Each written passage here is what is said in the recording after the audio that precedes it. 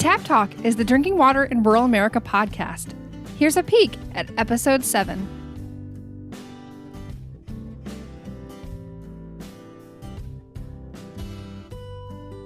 So you mentioned the 1996 Safe Drinking Water Act amendments.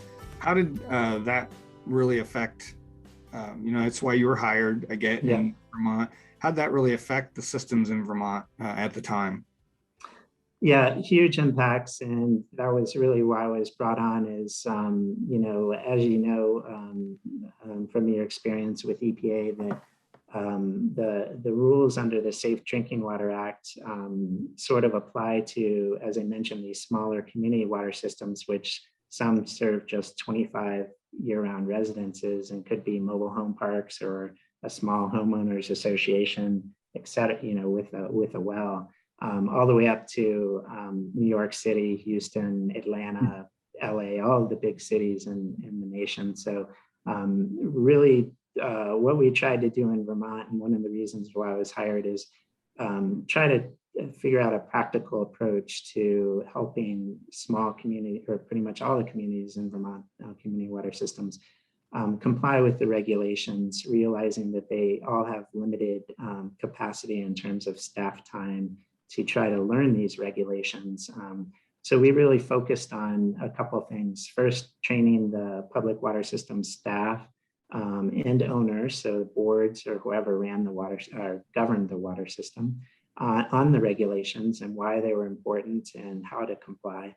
And then we also tried to develop best practices and policies that made it as easy as possible for them to comply. So we tried to go above and beyond in terms of providing monitoring schedules and helping them find access to laboratories and sending reminders for sampling, and just as many ways as we could try to find to help small communities comply. But there were huge impacts. The 96 amendments covered so many things, had so many new requirements that pretty much touched every single community that had a public water system in Vermont. So the 96 amendments included things like the consumer confidence report. So utilities had to develop a report to send out to their customers each year to tell them about the water. It created the Drinking Water State Revolving Fund, which is a great program, which helps provide federal money along with the state match to provide low interest loans to communities that need to make improvements, but also provided money where we could hire.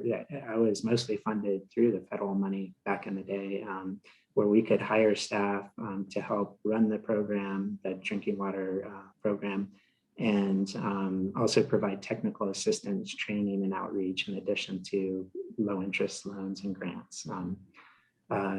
There were operator certification requirements on the 96 amendments. Source water assessment program was under their capacity development. New microbial contaminant disinfection byproduct requirements, more stringent arsenic level. So really, there was so much going on. It took us a long time to get through it all, for sure. You can listen to the full episode and learn more about the show at drinkingwaterpodcast.org.